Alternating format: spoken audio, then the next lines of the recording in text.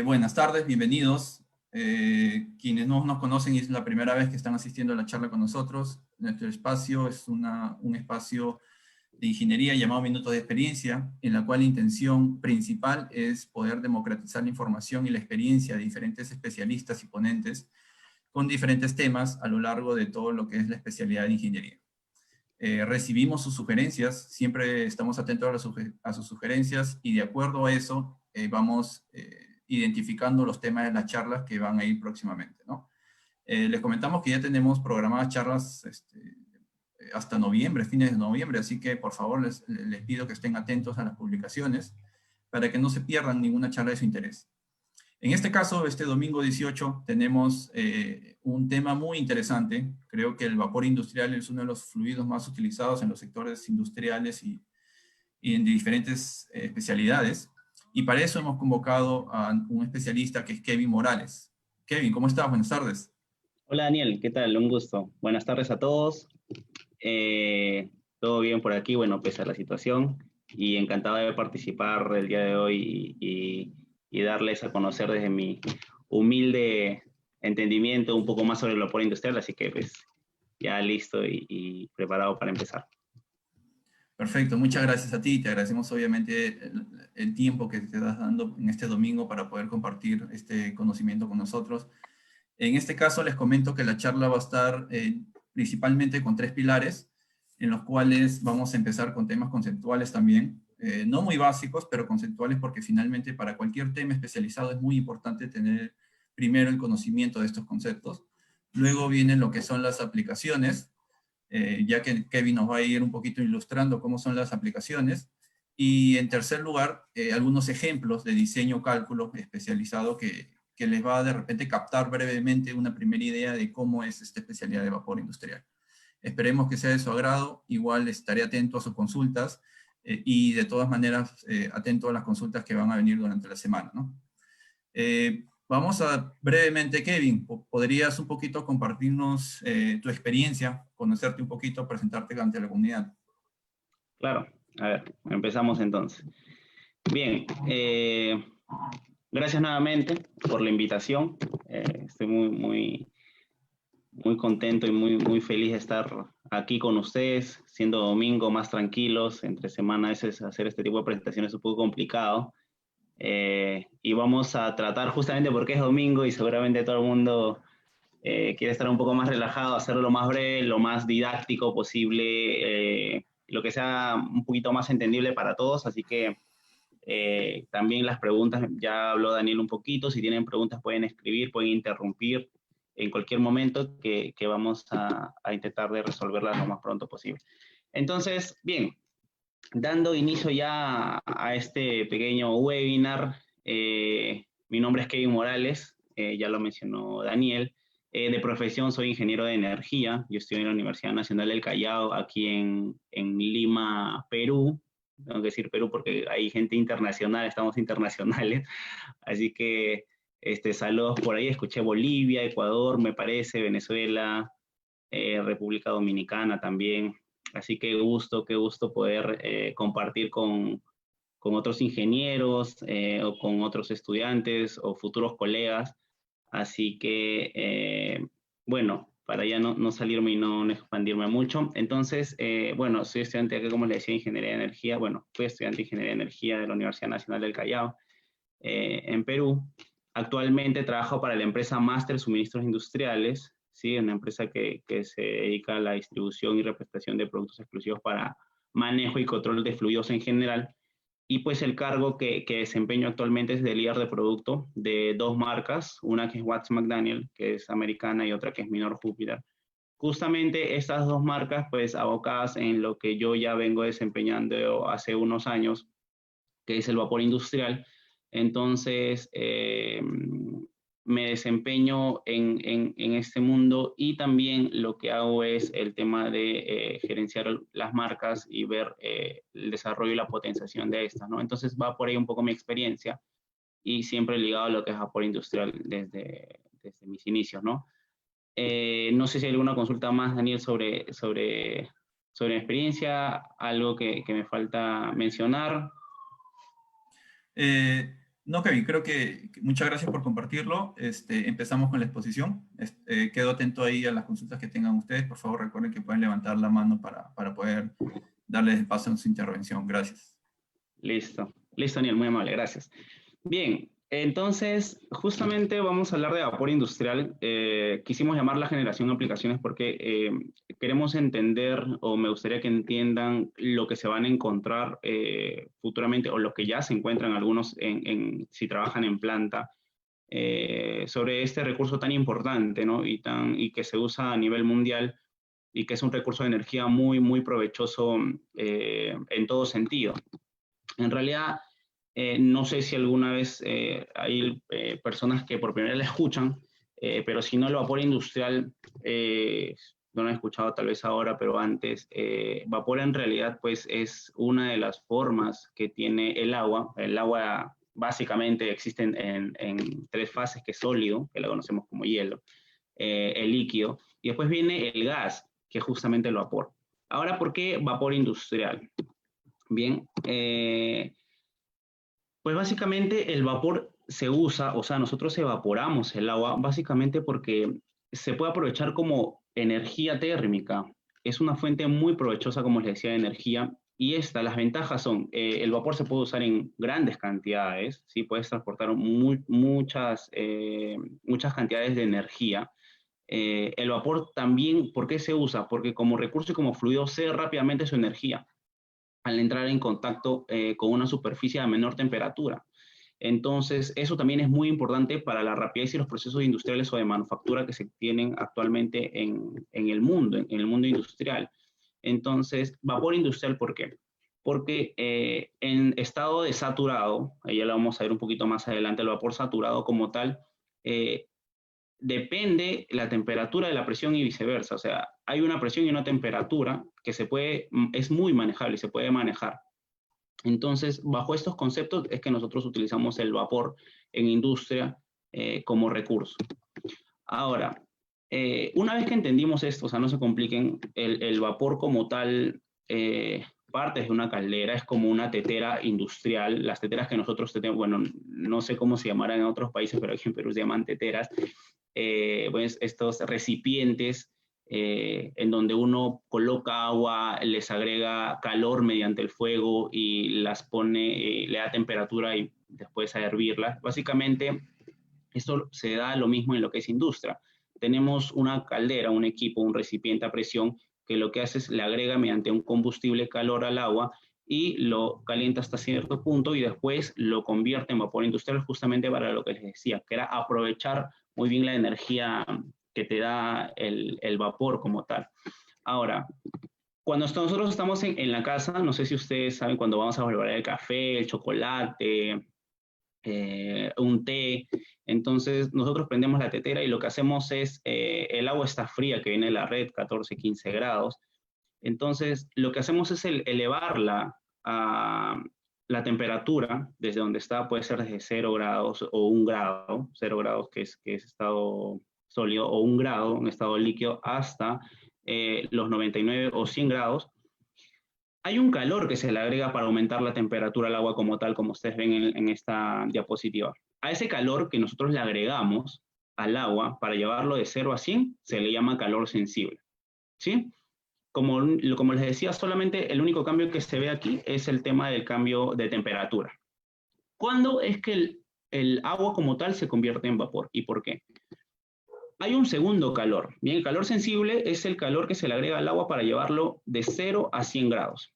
El segundo calor es el calor latente, pero este calor latente es el calor que hace que el agua cambie de fase. Entonces, la temperatura se mantiene igual. Puedes tener agua a 100 grados o vapor a 100 grados, como en este ejemplo que ustedes ven aquí. Entonces, ¿qué es lo que pasa? Aquí solamente este calor latente se le añade para el cambio de fase, ¿sí? O el cambio de estado físico. Todo esto lo venimos, estamos hablando de presión atmosférica, es decir, a nivel atmosférico, perdón, a nivel atmosférico. Entonces, ¿qué es lo que pasa? Por eso es que ustedes ven que el agua hierve en sus teteras a 100 grados, ¿sí? Cuando ven que está hirviendo el agua es donde empiezan a ver los vapores y escaparse de los vapores. ¿sí? Eso ya es vapor. Ahora, ¿qué pasa si nosotros, esa tetera que nosotros la tenemos en casa, la presurizamos? ¿Sí? Esto es lo que va a pasar. A medida que la presión del agua en el recipiente es elevada, también lo hace su temperatura de saturación. Entonces, nosotros podemos ver, no sé si aquí se puede, creo que me parece. Daniel, ¿me confirme si se puede ver el puntero? ¿Sí? Sí, correcto, sí, sí lo Ya, vemos. listo. Entonces, tenemos, por ejemplo, el primer ejemplo, ¿no? Esto es presión atmosférica, lo que les decía en sus casas. Agua a presión atmosférica hierve a 100 grados, o sea, cambia de fase a 100 grados. Si yo presurizo el recipiente y lo elevo hasta un bar, ¿sí? Que sería manométricos, obviamente, que sería más o menos 15 psi, pues yo lo que puedo hacer es tener agua en estado líquido a esta presión y estando a 120 grados, recién el agua va a cambiar de fase. Es decir, puedo tener agua a 110 grados, pero con una presión de un bar. Y ejemplificándolo una vez más, pues tengo un recipiente con más presión, 10 bares, y recién a los 184 grados es que el agua va a cambiar su fase. Espero que se haya entendido hasta ahí, todo bien. ¿Qué quiere decir? Estas temperaturas que ustedes ven acá son sus temperaturas de saturación. Es la temperatura máxima a la que el agua puede estar como estado líquido. Después de eso, si se le añade más calor, ya empieza a haber un cambio de fase a gaseoso o vapor. ¿Cómo entendemos esto? En las tablas de vapor saturados que nosotros, bueno, para los que hacemos ingeniería y si alguno se acuerda de termodinámica, nos enseñaban de esto en realidad. Aquí hay esta tabla, una vez que uno entiende esta tabla, pues puede entender ya más adelante por qué es que se usa también el vapor, cómo se distribuye, cómo se usa, cómo se aplica y por qué hay ciertas condiciones en las que el vapor debe trabajar según las aplicaciones en cada planta. Entonces, vean aquí, muy simple, esto es muy simple. Ustedes ven acá en la parte izquierda, dice vapor, ¿sí? Presión de vapor de 0 hasta 10 psi, ¿sí? Lo corté chiquito para que se entienda un poco mejor. Esas son las temperaturas. Eso es lo que les decía, ¿no? En vapor saturado, si yo tengo hay una temperatura determinada para una presión determinada, ¿sí? Esto está ligado. Mientras más presión, más temperatura. Hasta ahí, todo bien. Estos son los calores de los que yo le hablaba, ¿sí? El calor sensible, que era para elevar la temperatura del agua, el calor latente, que se le añade para cambiar de fase de agua, estado líquido, a estado gaseoso. Y ese es un calor total. Bien, miren qué es lo que pasa aquí. Mientras más presión yo tengo, ¿sí? El calor latente, que es finalmente el calor que se aprovecha en la transferencia de energía térmica en los procesos industriales que requieren de calor como tal, porque hay otros procesos donde se usa vapor, pero donde ya no se aprovecha el calor, sino se aprovecha la velocidad. Eso puede ser en generación, por ejemplo, de energía, ¿no? En turbinas. Pero básicamente aquí en vapor saturado, ¿sí? Mientras más presión yo tengo, si ustedes ven aquí, el calor latente, que es el calor que se aprovecha en la transferencia de energía térmica, va disminuyendo. Miren, más presión, yo tengo menor energía, ¿sí? Menor energía disponible, que es el calor latente. Eso es como punto número 1. Mientras más presión, yo tengo menor energía disponible de aprovechamiento. Cosa que pasa con el volumen también. Hay que entender con el volumen. Mientras yo más presión tenga, mientras más comprima, menos volumen me va a ocupar el vapor como tal. Sé que ahorita no se entiende, pero más adelante yo les voy a explicar un poquito más de por qué es que se reduce presión o por qué se transporta a alta presión. Entonces, básicamente todo te lo da esta tabla. O sea, el entendimiento final te lo da esta tabla. Bien. Ahora, este es un circuito típico de vapor, ¿sí? Ideal, por así decirlo, ¿sí? La generación, como les decía, ¿sí? Para que se entienda, el vapor industrial, en realidad en las plantas debería tener 4 etapas. La primera etapa es la generación, ¿sí? La que todos conocemos como caldero o tetera industrial, ¿sí? Caldero. Luego viene la etapa de distribución, ¿sí? Que estas son las famosas líneas de distribución o las troncales, que se pueden llamar en algunas plantas. Luego viene ya el consumo, ¿sí? Que pueden ser marmitas, cocinas, intercambiadores de calor, y otros equipos en donde ya el vapor cede su energía. Una vez que el vapor cede su energía térmica, lo que se hace es retornar y aprovechar el agua, porque como bien sabemos, el agua tiene un costo. Meter a una caldera agua también tiene un costo, porque hay un costo por tratamiento de agua, que puede ser ablandamiento, hay un costo de químicos, hay un costo también del mismo agua. Entonces, lo que se tiene que hacer es aprovechar. Y todo ese vapor o el agua que se evapora, y una vez que cede su energía, se condensa nuevamente, se vuelve otra vez agua, entonces se tiene que reutilizar, ¿sí? Porque acá hay una importante energía también que no se aprovecha o en algunas plantas cuando desperdician todo el agua una vez que ha entregado su energía, pero lo ideal es que se retorne todo, eso se llama ya condensado, ¿sí? Todo el condensado, todo el condenso que se forma después de haber entregado su energía. Para que más o menos se den una idea, el condensado de una planta puede más obtener entre el 25 y 40% de la energía total que se genera en el caldero, ¿sí? Entonces, no es que yo genero vapor, lo aprovecho y después ya esto es agua que yo lo tengo que botar. No, porque aquí todavía hay condensado con alta energía térmica, con temperatura que se puede aprovechar. ¿Me entienden? Entonces, para que, como le decía, ¿no? Más o menos es 25 a 40% en promedio que trae toda esta energía del condensado, ¿no? Desde la generación. Entonces, a grosso modo, esas 4 etapas que le decía: generación, distribución, uso, ¿sí? O consumo, y retorno, ¿no? De condensado. Circuito ideal, circuito cerrado. Debería ser así, ¿sí? Ahora, en los consumos, hay 2 tipos de consumo: el consumo o la inyección indirecta de vapor, donde el vapor no tiene contacto directo con el producto de manufactura, ¿sí? Entonces, no hay una contaminación del vapor, entonces puede ser retornado. Y hay otro tipo de uso, que es el uso directo, ¿sí? Indirecto y directo. Entonces, el directo es el que tiene contacto con el producto que se está elaborando, ¿sí? Y ese sí ya no puede ser regresado porque está contaminado. Entonces, en ambos casos son los tipos de consumo que hay.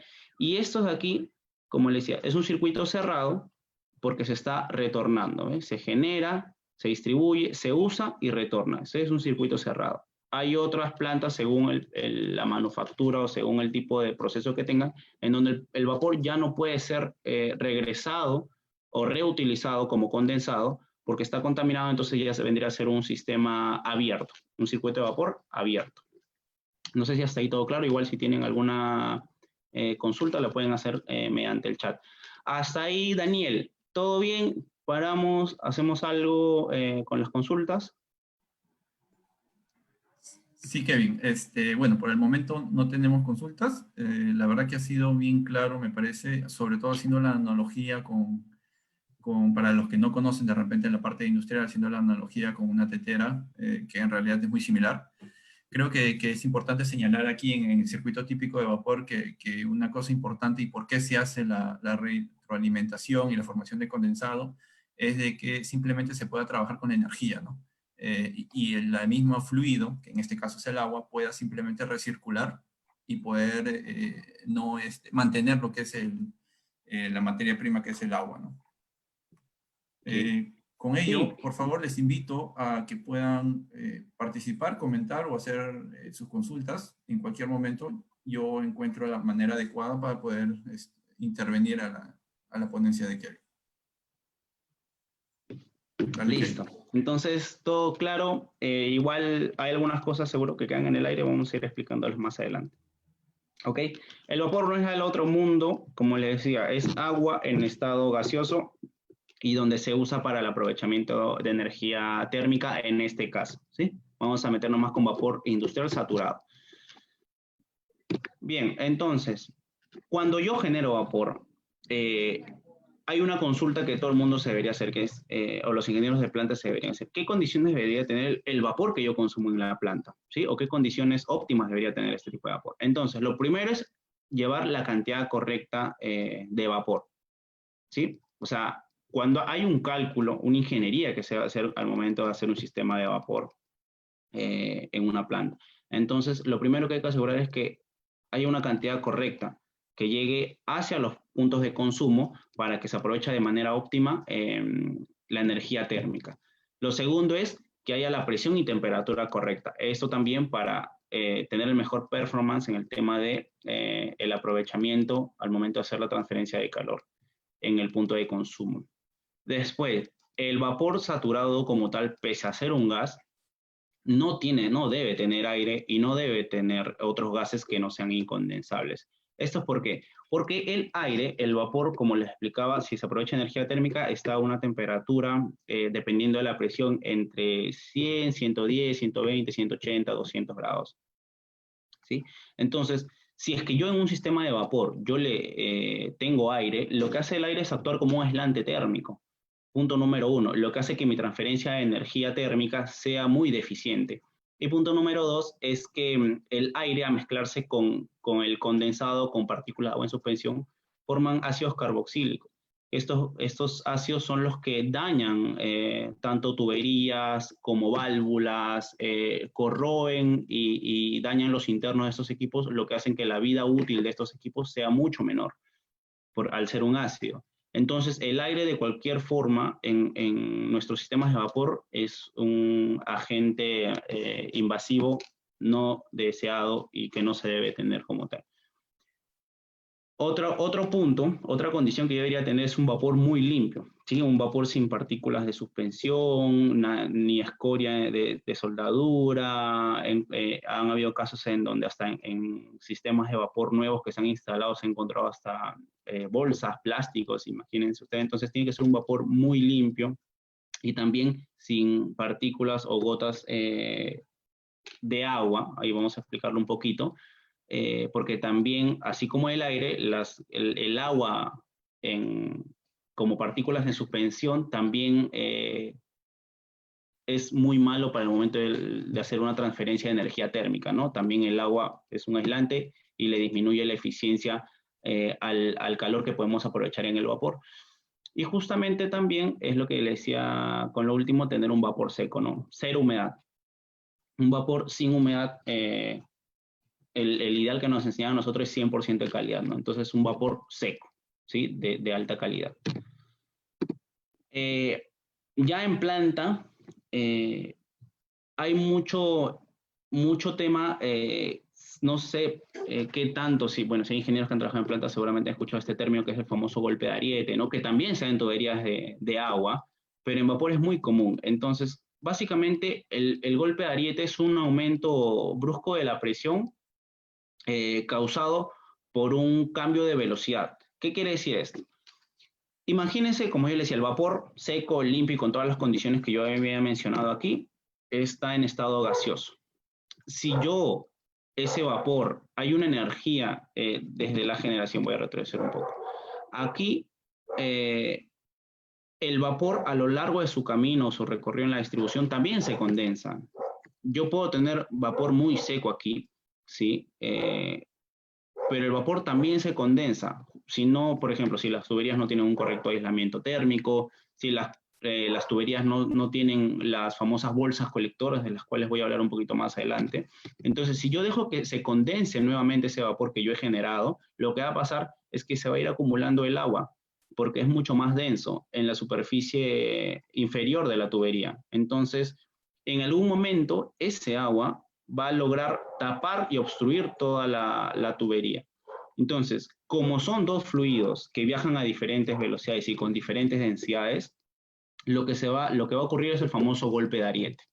¿Sí? Si alguien lo ve de una sección transversal, un corte transversal, va a ver que el agua ocupa toda la sección transversal, como le decía, de la tubería. Entonces, lo que va a ocurrir es que haya un golpe, un sonido característico que se va a oír en las tuberías. ¿Y qué es lo que ocasiona ese golpe de ariete? Básicamente las consecuencias son lo que ven aquí en las imágenes, ¿no? Daños de tuberías, se rompen conexiones, se rompen las bridas o otro tipo de conexiones, puede romper un filtro o puede romper unas T, los codos, y esto es lo que ocasiona el golpe de ariete en realidad, ¿sí? Porque es un golpe muy brusco. Entonces, lo que se tiene que evitar de cualquier otra forma es tener agua en las tuberías de vapor saturado. Porque lo otro también que puede ocasionar es que algún personal de la planta, imagínense que algún personal de la planta esté justamente por aquí y haya esta ruptura, también puede haber una pérdida, una lesión humana, entonces es muy peligroso y hay que tener mucho cuidado con el tema de los golpes de ariete, ¿sí? Y como les decía, lo que causa el golpe de ariete básicamente es aperturas y cierres de una válvula, alta velocidad de un líquido, los cambios bruscos de dirección también pueden generar golpe de ariete, aire y retención del arranque y como les decía también, ¿no? El agua en sistemas o el agua condensada en sistemas de vapor, ¿no? Tuberías de vapor como tal. Entonces, ¿cómo es que se evitan estos golpes de ariete que son muy peligrosos en general para nuestros sistemas?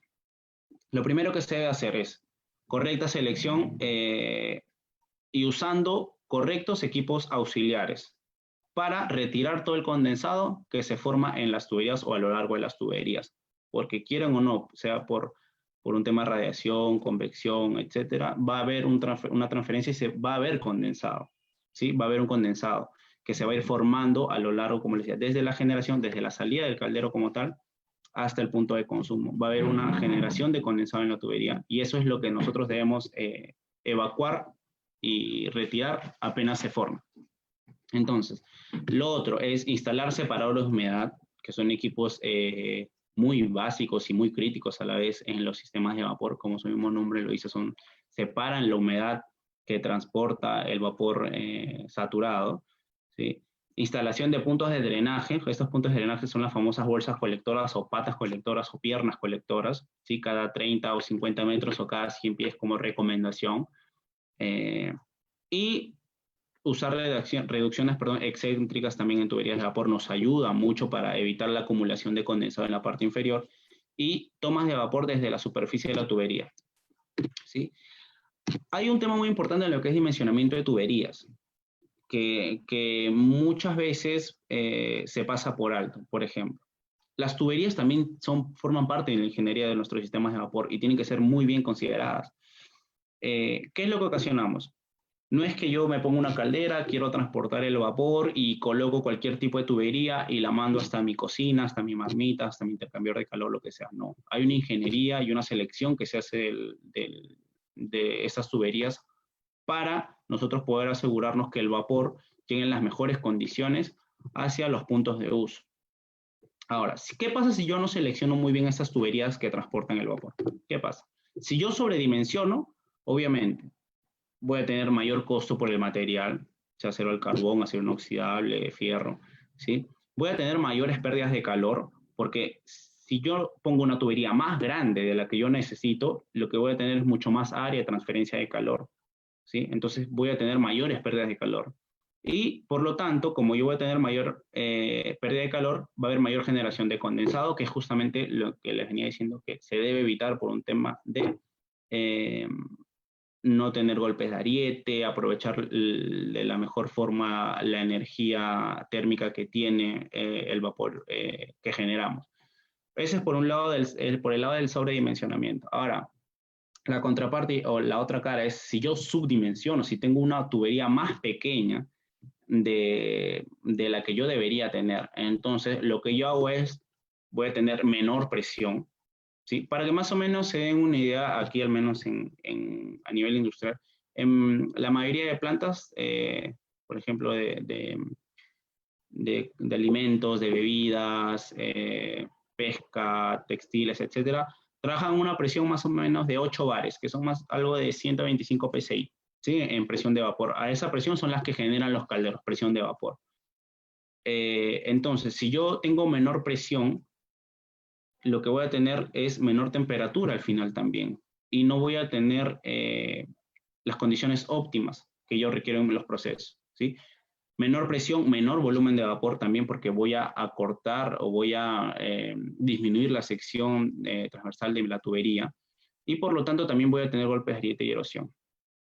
¿sí? Lo que yo hago cuando subdimensiono también es aumento las velocidades y por eso es el tema de la erosión, ¿no? Aumento la velocidad, si no evacúo correctamente el condensado, esas partículas de agua, perdón, las gotitas de agua que están viajando a esa velocidad, imagínense, estamos hablando de más o menos 120 kilómetros por hora, 110 kilómetros por hora. Son balitas que pueden erosionar los internos de cualquier equipo que haya en la tubería. Entonces, eso generalmente ocasiona lo que también es erosión. ¿Sí? Este es el famoso separador de humedad que yo les decía, para evitar el tema de la condensación en las tuberías de distribución y también para alargar la vida útil de los equipos, ¿sí? Como válvulas de control, reductores de presión, etc.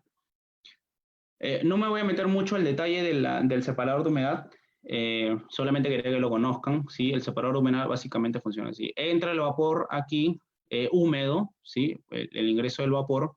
Acá puede ser de paletas o ciclónicos y lo que hace es decantar las gotas de agua en suspensión y las evacúa por la toma de aquí, la toma inferior del separador.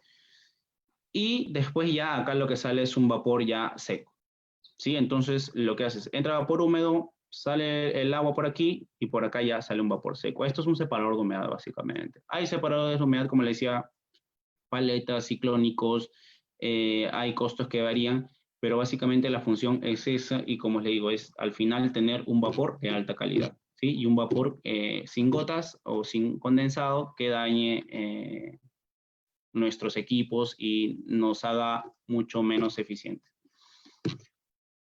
Bueno, esa es selección de un separador de humedad, que es cualquier tabla de cualquier fabricante que vende estos equipos, ¿sí? Se selecciona básicamente con la presión de operación a la que trabaja o la presión de operación de vapor que recibe el separador y la carga que básicamente sería el caudal, ¿no? Cuántos kilogramos por hora o cuántas libras por hora de vapor están pasando por esa tubería y van a llegar a ese separador, ¿no? Estamos hablando, por ejemplo, algo simple.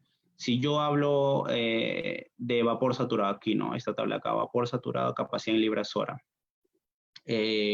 Un kilogramo más o menos son 2.2 libras hora.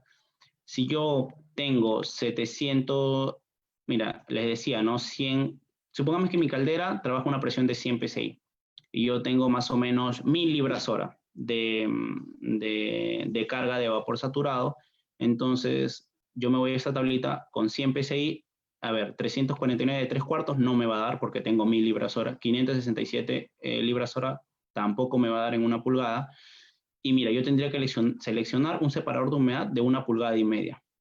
¿Ven? Porque este de aquí me va a dar 1347 libras hora de capacidad. Este equipo de 1,5 pulgadas a 100 psi. Entonces, este es el tamaño o el diámetro de mi separador de humedad. Eso es básicamente, a grosso modo, es cómo se selecciona un separador de humedad para equipos, para sistemas de vapor. ¿Sí? Algo básico, algo resumido. Ahora, ¿se acuerdan que yo les hablaba de instalación de puntos de drenaje, el punto 3? Instalación de puntos de drenaje de cada 100 pies o cada 30 o 50, de 30 a 50 metros, ¿no? O sea, desde la salida del caldero, cada 30 a 50 metros, yo tendría que tener esto que ustedes ven aquí, que son los famosos puntos de drenaje o bolsas colectoras. ¿Qué es? El condensado que viaja en la tubería se decanta o se deposita en una pierna, en una bolsa, ¿sí? Que es un pedazo de tubería también, y después se evacúa a través de un paquete de purga. Este paquete de purga básicamente está conformado por una trampa de vapor, que eso también les voy a explicar un poquito más adelante, pero la función principal es evacuar, atrapar primero, que se quede atrapado el vapor seco y lo que se forme de condensado, evacuarlo. Estas son las famosas, como le digo, van a encontrar muchos nombres, ¿no? Piernas colectoras, bolsas colectoras, puntos de drenaje, entre otros nombres que suelen usar para nombrar a estos o para colocarles a esta recomendación. Entonces, eso es una recomendación, como les decía, de cómo es que debe ser instalada un punto de drenaje, una bolsa colectora. Si ven aquí, acá hay un diámetro de la tubería de vapor, hay un diámetro también casi igual en donde debe reposar el condensado para que tenga un tiempo de descanso, ¿sí? Y después poder ser evacuado. Si yo no tengo esta bolsa, si que yo tuviera esta tubería de frente, miren lo que pasa. Si yo tuviera un pedacito de tubería, el condensado no se va a lograr evacuar por aquí y va a seguir de frente.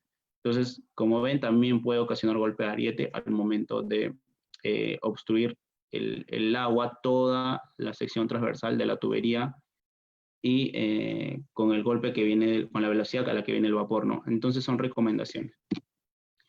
Ahora, estas, todas, como les decía, son recomendaciones, no es que sean normas las que hay para las bolsas colectoras. Entonces, esta tablita, si quieren, se las puedo compartir después para que las tengan. Siempre, y les digo la verdad, hasta ahora, cada vez que visito alguna planta, veo que no se toman estas recomendaciones en consideración, y después vas a la planta y escuchas un golpe por aquí, un golpe por allá, que al final dañan los equipos, como les decía. Entonces, eso sí se debe tener mucho en consideración, ¿sí? Aunque parezca algo mínimo y básico que no se tome en consideración en las plantas actuales, pues yo creo que todos deberíamos estar muy pendientes de que nuestras bolsas colectoras para retirar el condensado sean muy bien dimensionadas, ¿sí? Miren, acá dice hasta 100 milímetros, que más o menos son 4 pulgadas, algo breve. El diámetro de la tubería, el diámetro de la bolsa, perdón, tiene que ser el mismo diámetro de la tubería. ¿Qué quiere decir? Si mi tubería es de 4 pulgadas, mi bolsa debe ser de 4 pulgadas, ¿sí? Si mi tubería es de 3 pulgadas, mi bolsa debe ser también de 3 pulgadas de diámetro. Y la longitud, que es de 2, debe ser mínimo de 4 pulgadas también. O sea, sería, supongamos, si es de 4 pulgadas la de vapor, 4 pulgadas aquí de diámetro, 4 pulgadas el diámetro de la bolsa y 4 pulgadas la longitud de la bolsa. De 5 a 8 pulgadas, si yo tengo mi tubería de vapor de 5 a 8 pulgadas, el diámetro de la bolsa debe ser 4 pulgadas. O sea, si supongamos este es 8 pulgadas, esto debe ser 4 pulgadas y la longitud debe ser mínimo 6 pulgadas.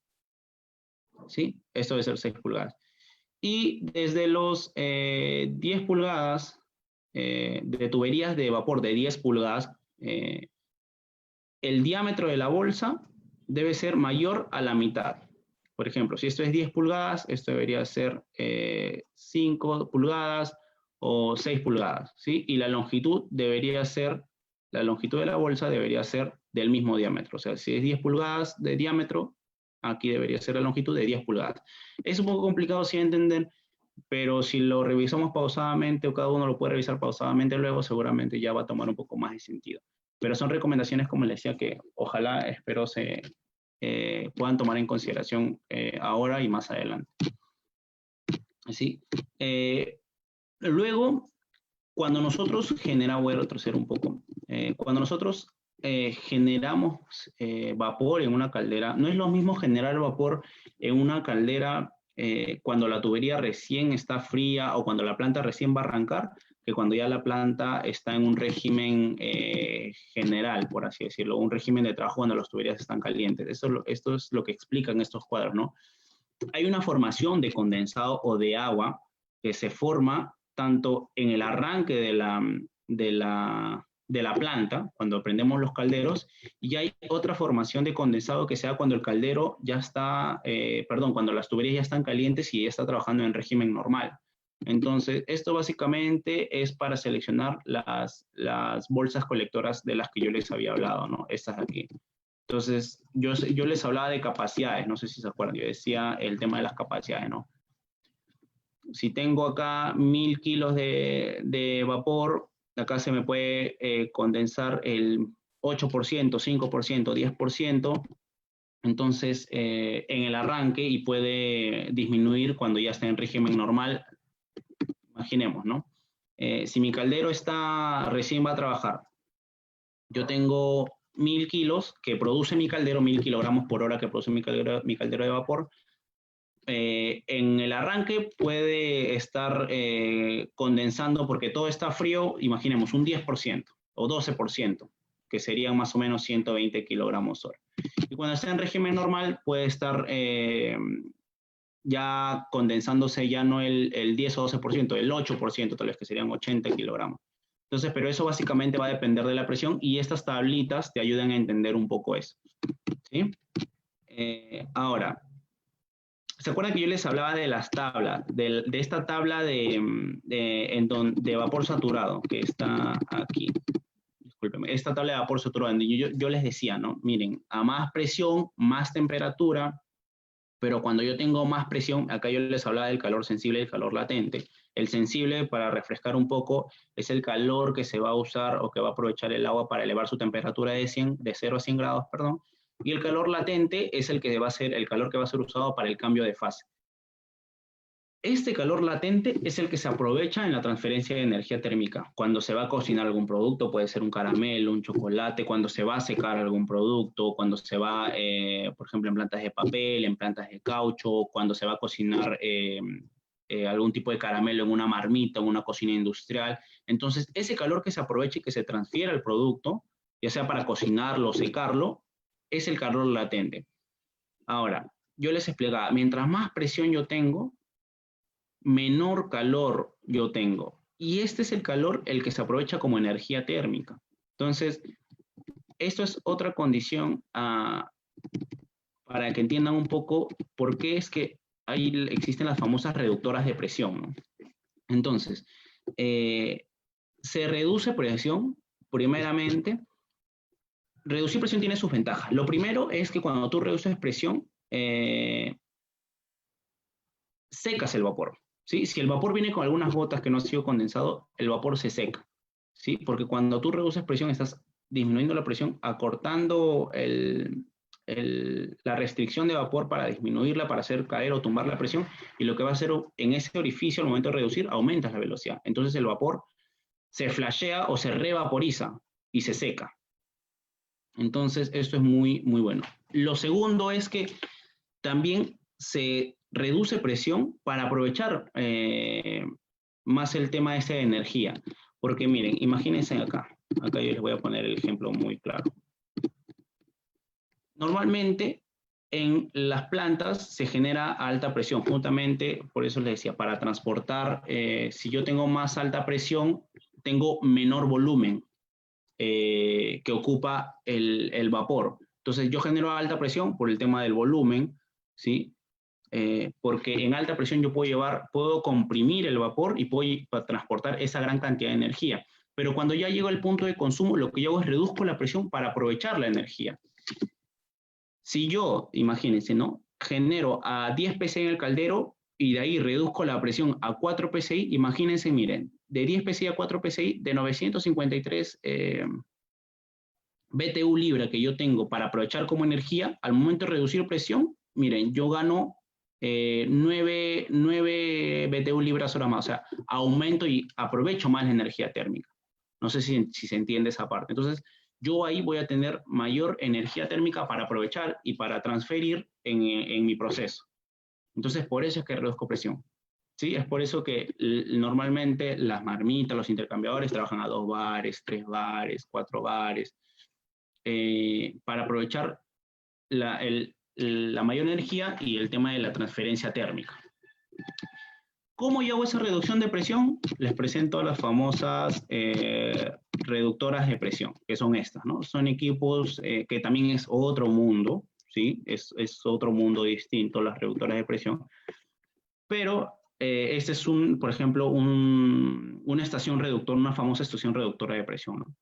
Yo tengo mi vapor que viene del caldero que puede ser 80 psi y lo reduzco a 40 psi porque así me demanda mi proceso. Así fue diseñado y calculado el proceso. Entonces reduzco la presión para tener la mayor cantidad de energía y aprovecharla de la mejor forma. ¿Sí?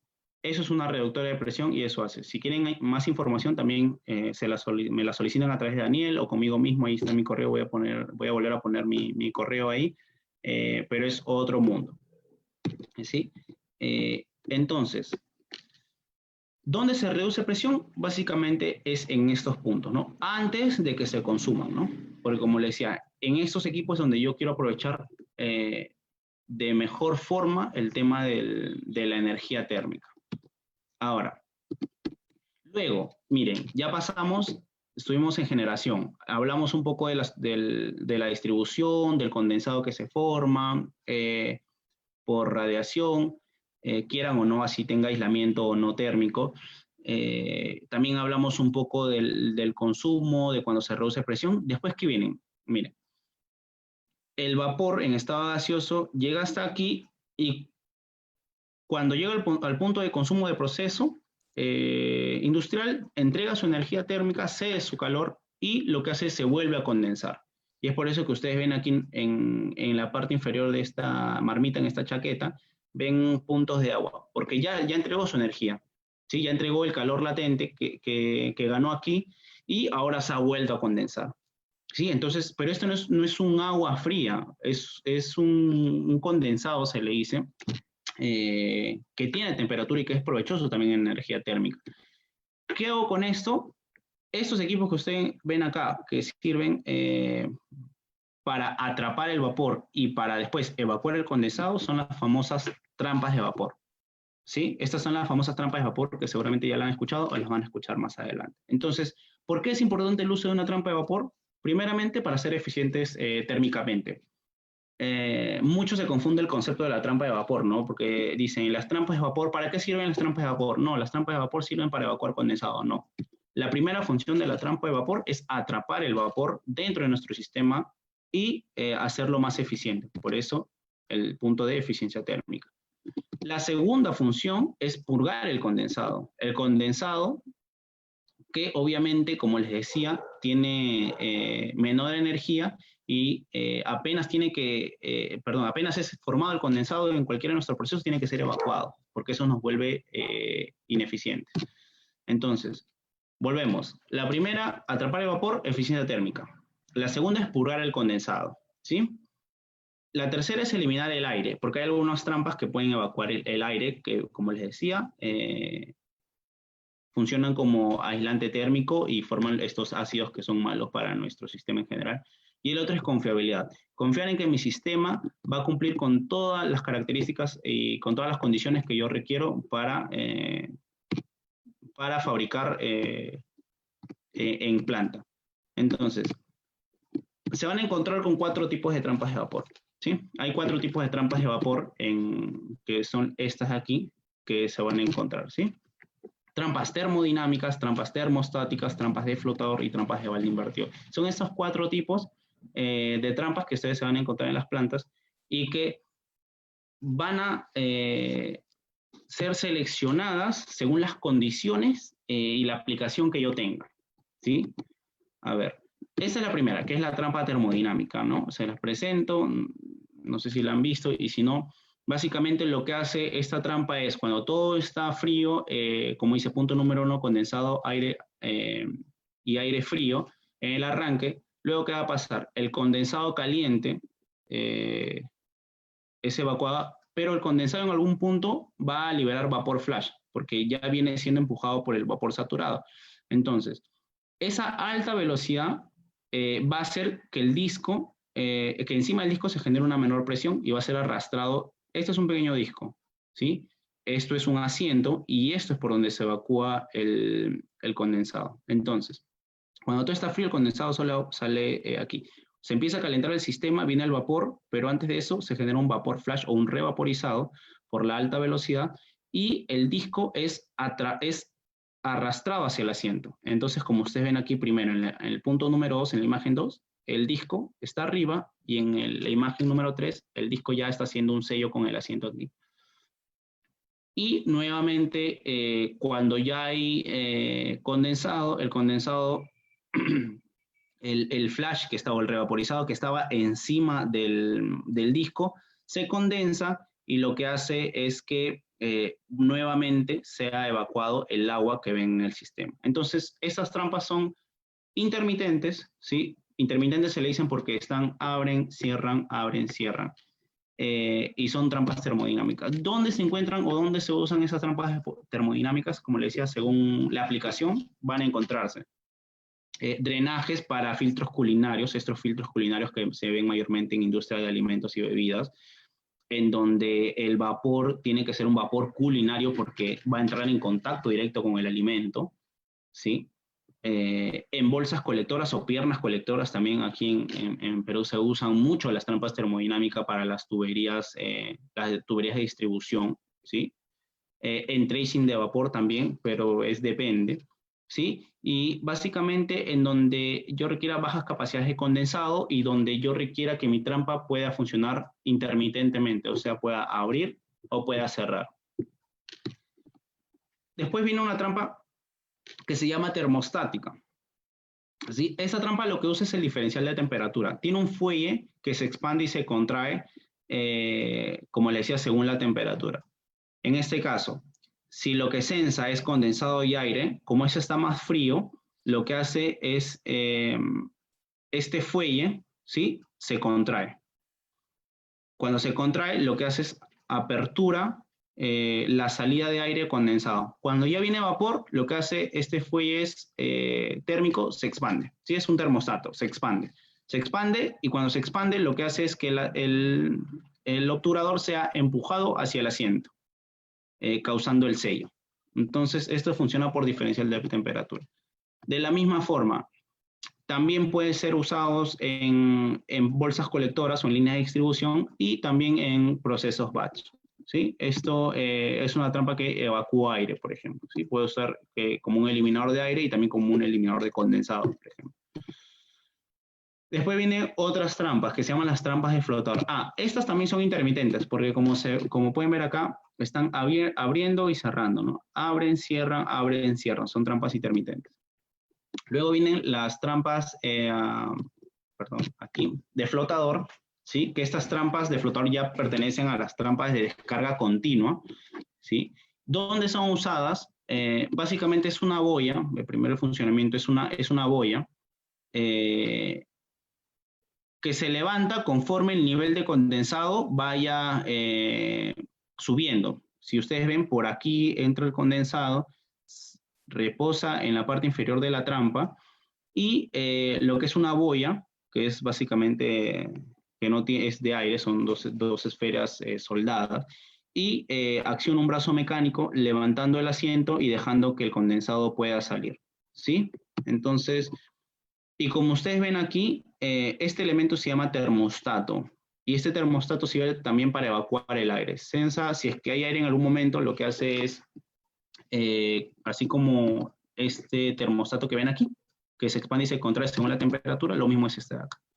Es un termostato tipo fuelle que se expande y se contrae para evacuar en caso haya existencia de aire. ¿Dónde se usan? En procesos de constante transferencia de calor. Por ejemplo, en donde yo siempre voy a tener transferencia de calor, ya sea con algún jarabe, con algún, como sea, un chocolate, un caramelo. Entonces, donde yo siempre tenga transferencia de calor, voy a necesitar evacuar el condensado apenas se forma. Entonces, en esos procesos constantes, pues yo lo que voy a hacer es usar una trampa de flotador, una trampa de boya, ¿sí? Ahí, no sé, mis amigos bolivianos, ecuatorianos, no sé cómo las llamarán allá, pero aquí las conocemos como trampa de flotador o trampas tipo boya. Marmitas, intercambiadores de calor, manifolds de alta capacidad o cabezales, ¿sí? Y básicamente también donde se requieren altas capacidades de descarga, ¿sí? Capacidades de descarga continua y grandes capacidades de descarga. Ahí es donde se usan las trampas de flotador.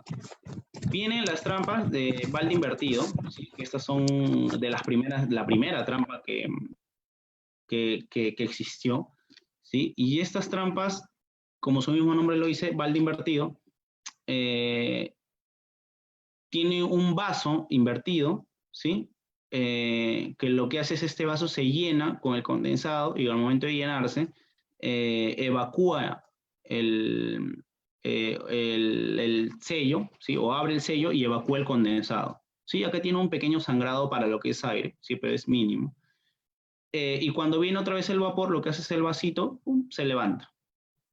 Se levanta. Este siempre tiene que tener un sello de agua, un nivel de agua para que pueda funcionar de la mejor forma. Cuando este sello de agua, por A o B, golpes de ariete o mala instalación, se pierde, lo que hay es una fuga de vapor, ¿no?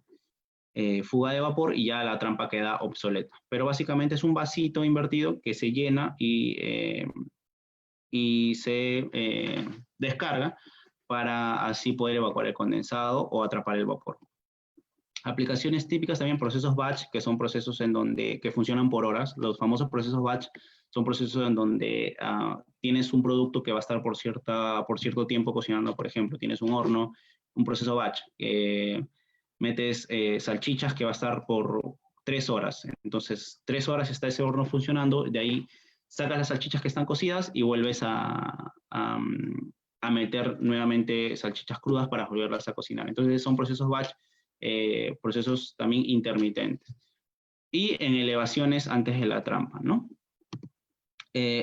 ¿Cuándo fallan esas trampas? Existen dos tipos de falla. Falla abierta, cuando hay una fuga de vapor, como le decía aquí, eso es una fuga de vapor, ¿sí?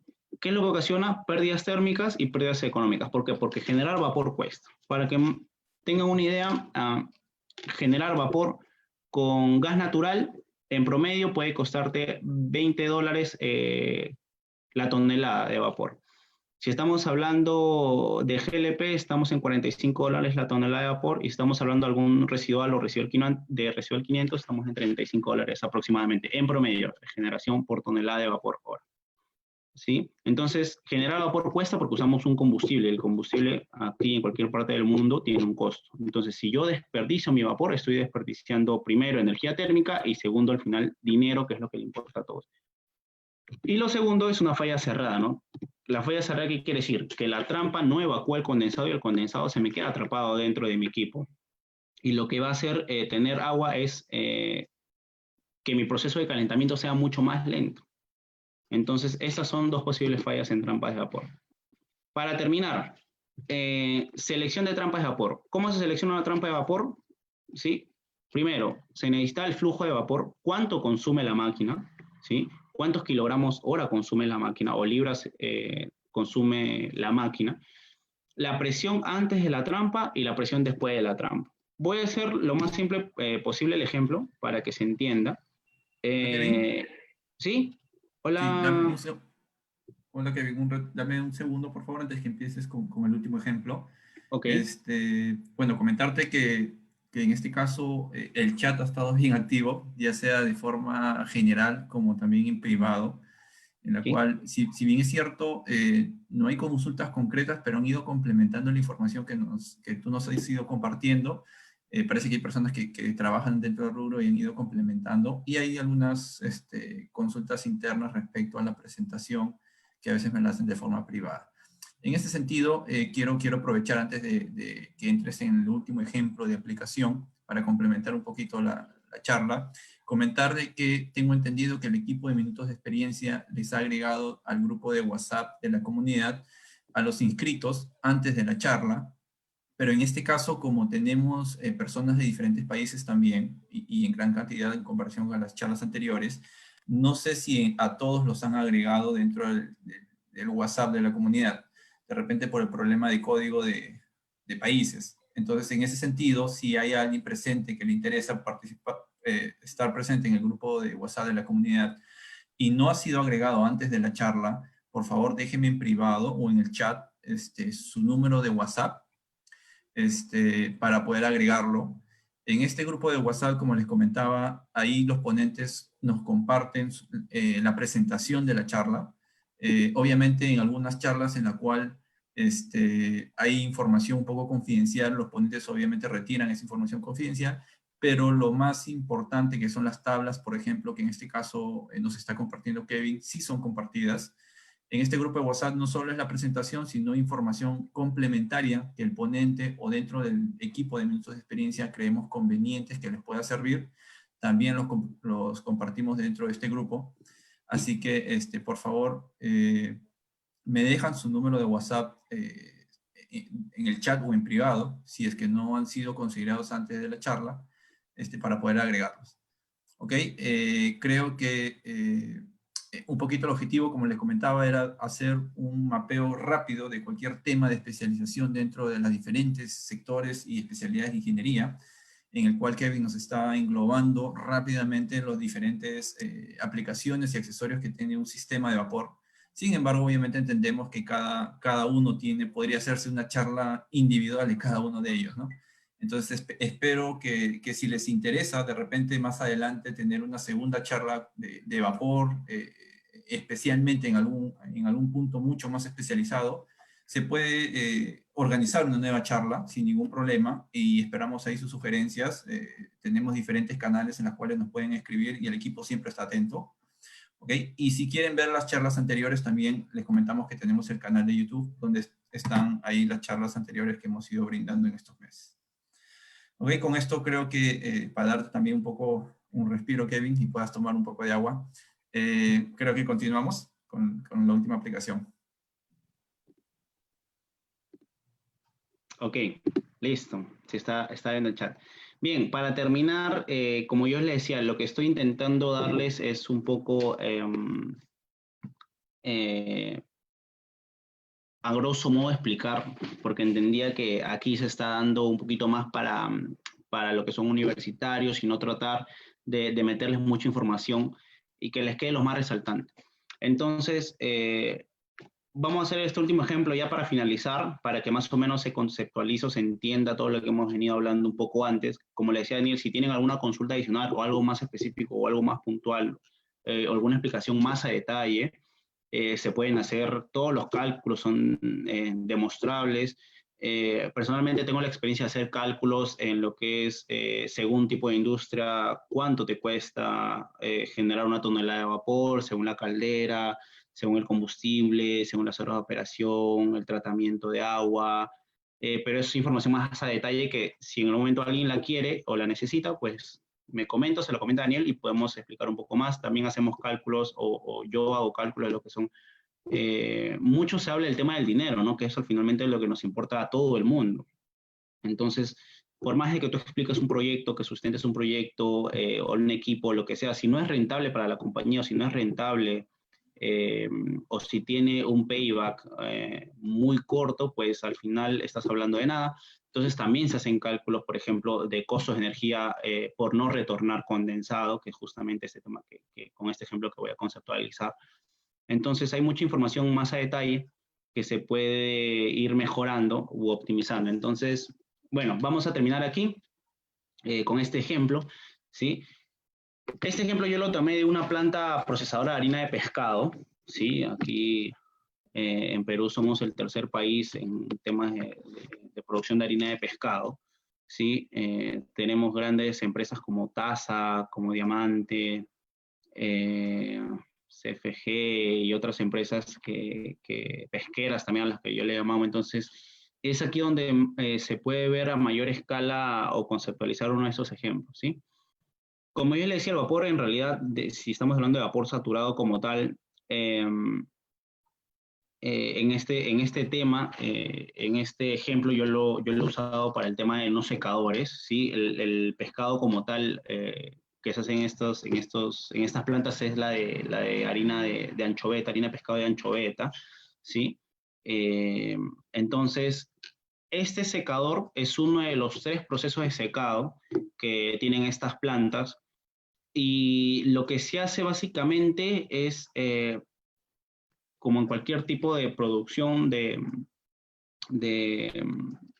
de alimentos, es aquí lo que se hace con la anchoveta es deshidratarla hasta llevarla a un punto, una calidad óptima, básicamente es la que todos llaman la premium, ¿sí?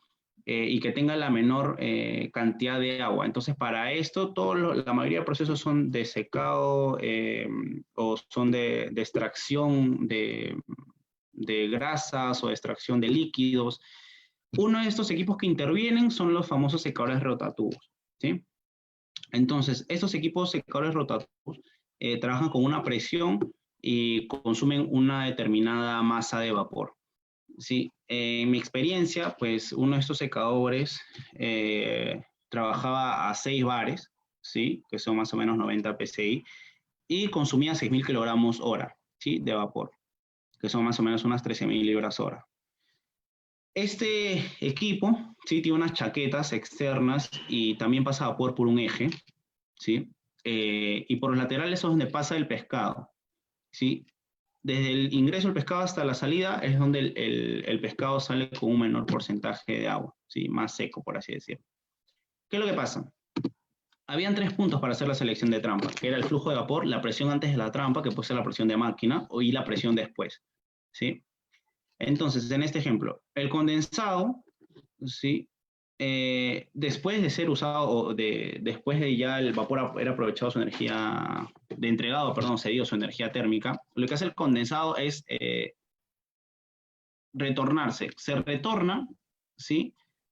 A un tanque flash, a 2 bares.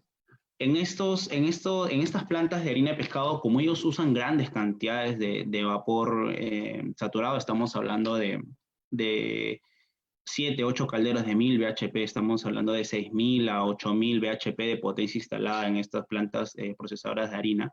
Entonces aquí sí se usan los famosos tanques flash, ¿no? Que es el revaporizado del condensado para aprovechar hasta el punto máximo la energía térmica que tiene el agua, ¿no?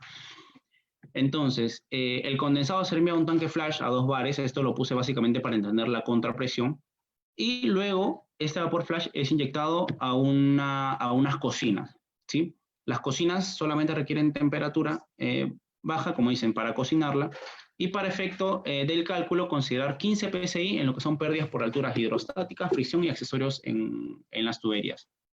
Entonces, teniendo todos estos datos, vamos a hacer el cálculo, ¿sí?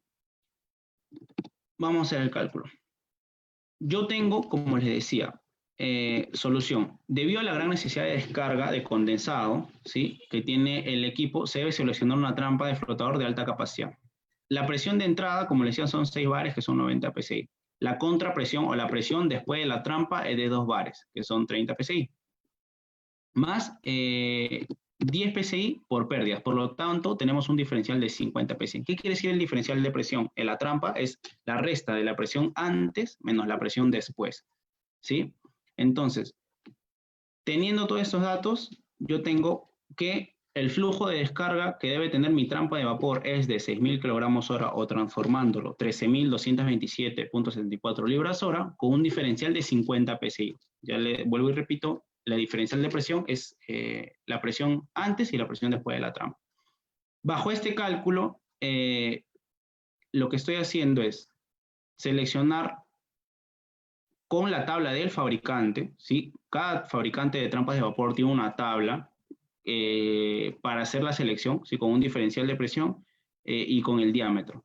Entonces, yo, tengo 13.000 libras/hora con un diferencial de 50 psi. Primero ubico el diferencial. Si ven aquí en la parte superior, dice diferencial de presión 50 psi. Y necesito que mi trampa descarga 13.227 libras.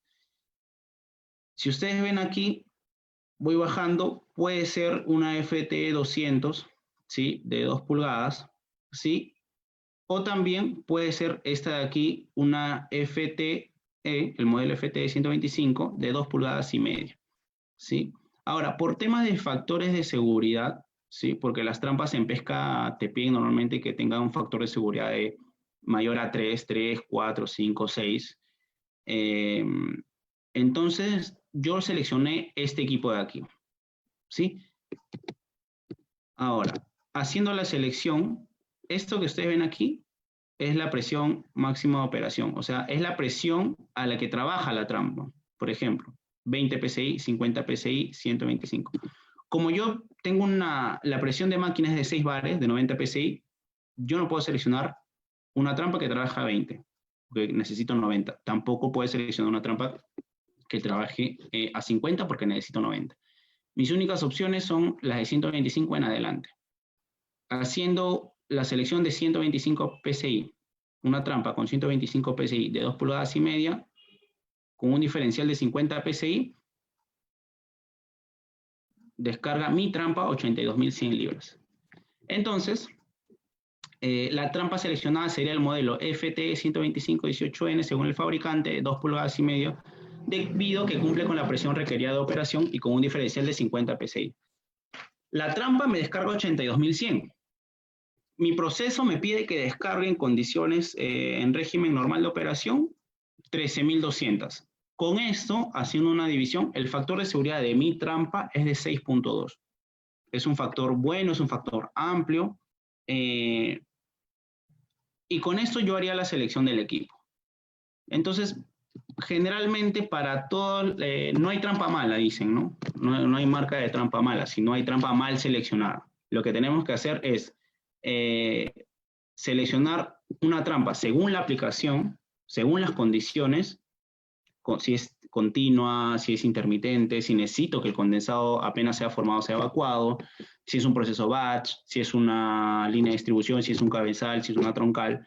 Entonces, adicionalmente, tengo que tener estos datos, como le decía, flujo de vapor, presión antes y presión después de la trampa, y con esto yo puedo hacer básicamente el cálculo de la trampa de vapor en diámetro y modelo, y hacer de mi proceso el más óptimo. Ese sería el ejemplo. No sé si alguien tiene alguna consulta respecto al ejemplo, y si no, pues quedo abierto a las preguntas. Hola Kevin, sí, tenemos una intervención, me parece, de Fernando Martínez, por favor, Fernando. Hola, ¿se me escucha? Sí, sí, claro, Fernando, bienvenido. Sí, hola Fernando, Gracias. ¿Qué tal? Gracias. Primero que nada, felicitarte, Kevin, excelente charla. La Gracias. consulta es la siguiente, espero formular de forma correcta. Tú sabes que muchas veces los procesos, como bien lo había mencionado, necesitan menos presión de la cual tú generas. Por ende, pones una válvula reductora de presión. La pregunta viene en que, ¿cuál es la presión entonces a la cual tengo que operar mi caldero? Porque muchas veces vemos en planta que están la presión de operación del caldero a 90, 100, hasta 120 PSI. Sin embargo, los procesos solamente demandan a lo mucho 45 o 60 PSI. Entonces, ¿en base a qué criterio cómo el operador define qué presión de caldero operar? Muy bien, correcto. Tu pregunta es muy interesante, Fernando, te agradezco, y gracias por lo primero. Básicamente se tiene que definir bajo un cálculo primario, y lo segundo que debes tomar en cuenta o explicarle a la gente, como tú mismo dices, ¿no? A veces se preguntan, oye, pero si mi proceso requiere 3 bares, 4 bares o 2 bares, ¿por qué yo mejor no genero a eso y a esa presión y después ya... Lo primero que hay que entender es que en una planta, o en la mayoría de las plantas, los procesos de presión requeridos son diferentes. Puedes tener un proceso que te demande 2 bares, como tú dices, con un intercambiador de calor, o puedes tener una máquina que quiera 6 bares, 8 bares. Entonces, para no estar, imagínate tener una caldera, sería un poco absurdo tener una caldera para cada presión. Entonces, lo que hace uno es generar a mayor presión, ¿sí? Y de ahí ir bajando según la presión de la máquina, o según el cálculo que te haya pedido la máquina para poder obtener el vapor, como decía, correcto, a la presión correcta en los equipos. Y lo otro, Fernando, que te iba a decir, es que las calderas tienen su mejor eficiencia o su mejor performance al 80% de su presión de diseño. ¿Me entiendes? Entonces, es como un auto, ¿no? Tú sabes que los autos, si tú estás en carretera, 80, 90 kilómetros, estás en el punto óptimo de mayor eficiencia. Tienes la mejor velocidad con el menor consumo de combustible. Lo mismo pasa en las calderas.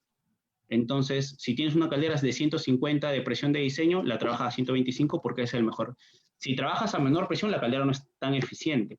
Lo otro que hay que resaltar es que mientras a menor presión trabajes, generas más arrastre en la caldera. ¿Qué es el arrastre? Es la turbulencia que se da en la parte del domo, en la parte superior, y estás prácticamente ya no llevando vapor saturado, sino estás llevando vapor con agua, ¿sí? Lo que hace esto es muy malo en realidad para los procesos de operación aguas abajo, el proceso de producción aguas abajo.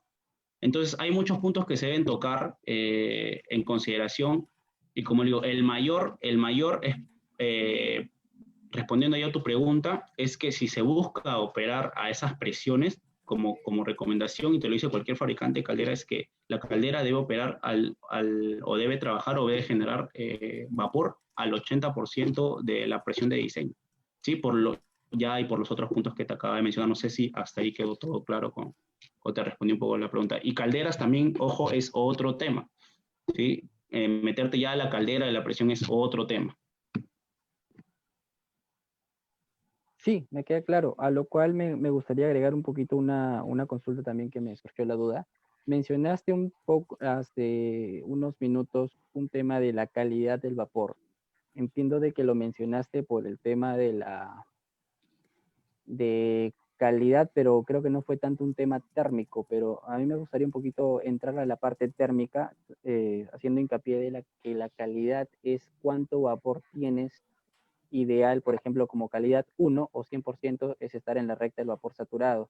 A lo cual mi pregunta es la siguiente: ¿cómo sabes en planta o en operación que justamente te estás aproximando a esa calidad y no tienes menos? Cuál es un indicador o de qué forma puedo testear para saber a qué calidad estoy trabajando en planta? Mira, yo te diría que el mejor indicador de que tu vapor es de buena o mala calidad son tus procesos. O sea, tus procesos, y otro segundo indicador sería la vida útil de los accesorios en línea, ¿me entiendes? Mira, un vapor ideal, por eso se le dice, ¿no? El vapor ideal del de 100% que ya se mueve en la curva como tal de vapor saturado. Pero ese es un vapor saturado ideal, porque como les decía, por temas de radiación, así tengas el mejor aislamiento, siempre va a haber una condensación. O sea, siempre, siempre entre la tubería, siempre va a haber una condensación. Por más mínima que sea, por más partículas mínimas que sean o micras de agua, siempre va a haber una condensación. Entonces, para eso existe la recomendación. Punto número 1, de un correcto aislamiento. Punto número 2, de una correcta selección de la tubería, porque seleccionar mal la tubería, ya lo explicamos también, puede generar condensado. Y punto número 3, la recomendación de instalar bolsas colectoras en la tubería. Entonces, si tú, como les decía, para hacer una planta, para levantar una planta en vapor industrial, tú dimensionas tus procesos para tiempos, para presiones, para cargas estimadas. ¿Entiendes? Viene el jefe de producción, el gerente de producción, que dice, mira, sabes que yo necesito que en los procesos para que la empresa sea rentable, producir esta cantidad X en este tiempo Y. Entonces, eso viene determinado. Ahora, si tú ves que esos puntos o tus indicadores de tiempo en procesos de producción varían, es porque puede ser, como le decía, no un indicador de tu producción de vapor o la generación de vapor sea malo. Lo otro es si tú ves también que tus válvulas de control, tus reductoras de presión presentan problemas por erosión, o se valoran muy rápido y ves desgaste, también puede ser un indicador de que estás llevando una mala calidad de vapor. Entonces, a ciencia cierta, como te diría, lo único sería estar acorde a los procesos que tú tienes en planta, ¿no? Y lo otro es seguir las recomendaciones que te dan fabricantes o especialistas en vapor, ¿no? Como te decía. Para mí, Perfecto, Kevin. aislamiento, dimensionamiento, aislamiento y puntos de drenaje. Con eso aseguras la mejor calidad de vapor en tu planta. Perfecto, sí, muchas gracias, me queda claro. Ok. Perfecto, gracias Fernando. No sé si alguien más quiere intervenir, vi por ahí un micrófono que se activó durante la charla. Hola Luis Rojas. Hola, ¿me escuchan? Sí, sí, claro, un poquito bajo. No sé si podrías acercarte un poquito más. ¿Y ahora me escuchan mejor? Sí, mejor. ¿Cómo Hoy, estás? ¿Qué tal? bien, ¿y ustedes cómo están? Muchas gracias, Hola. excelente explicación. Bueno, Gracias. Pues dime. yo quiero complementar, si me permiten, quiero complementar un poquito más la respuesta que le dio un compañero Kevin Morales al amigo que preguntó cómo saber si la calidad de tu vapor está en condiciones aptas para ser consumida en tu proceso. Pues, Sí, por supuesto. Dale. Normalmente, como ingeniero de operación, ingeniero de proceso, dependiendo de cuál sea el trabajo que se tenga en la planta, las plantas tienen indicaciones de temperatura y presión, además de que tiene que tener, como dijo el compañero Kevin, un buen aislamiento térmico.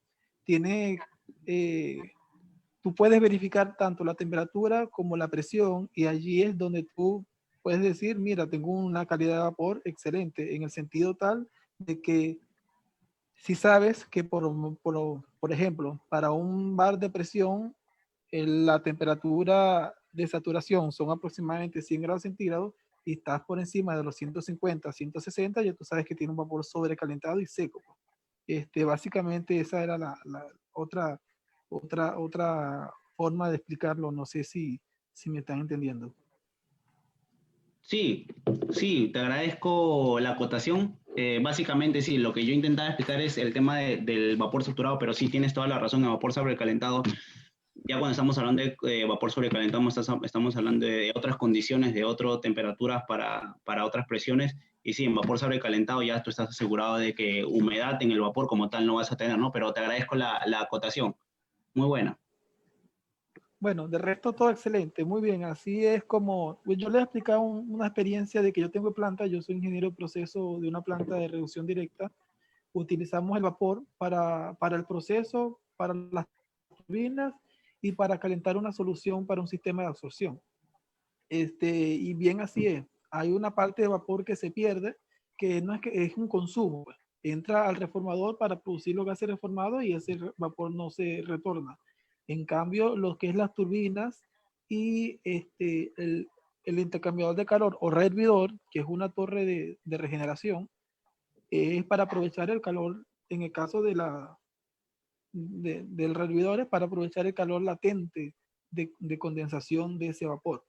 Y las turbinas lo que hace es que aprovecha su energía de temperatura y presión para poder impulsar la turbina y mover un motor o lo que tú quieras mover en ese momento la turbina. En el caso de nosotros movemos un motor perdón, una bomba, disculpa, movemos una bomba de agua o movemos lo que son unos tiros, los tiros del reformador, que es una ventola gigante.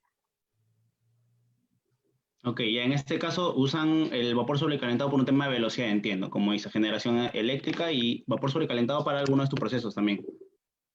Correcto, sí. Nosotros Sí, utilizamos correcto.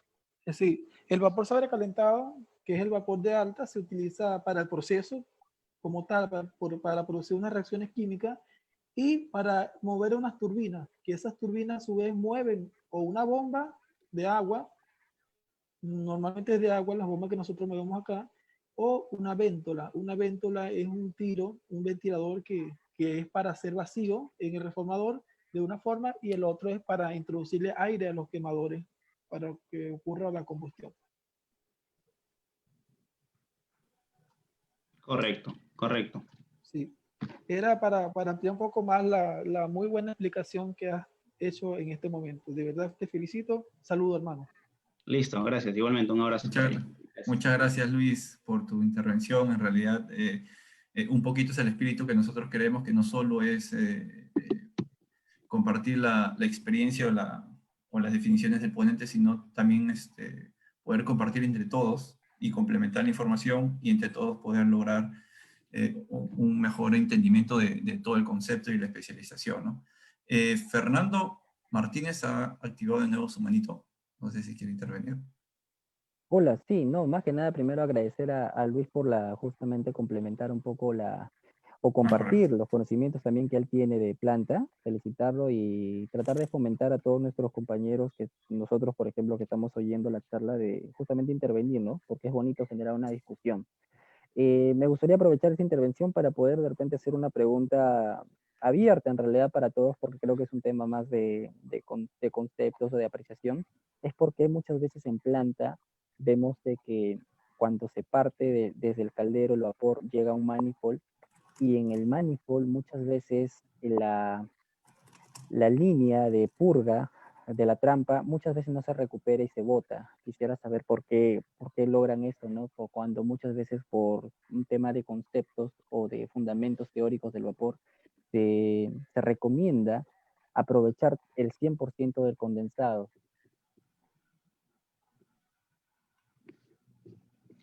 Bueno, ahí sí está Luis, ahí si nos puede apoyar o alguien más que quiera, ya que fue una pregunta abierta, no sé si alguien puede responder a Fernando.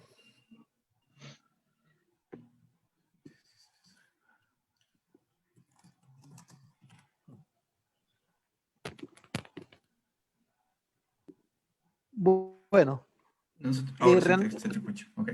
sí, bueno, realmente tendría que ver exactamente a qué se refieren. Yo voy a explicar una experiencia como tal también.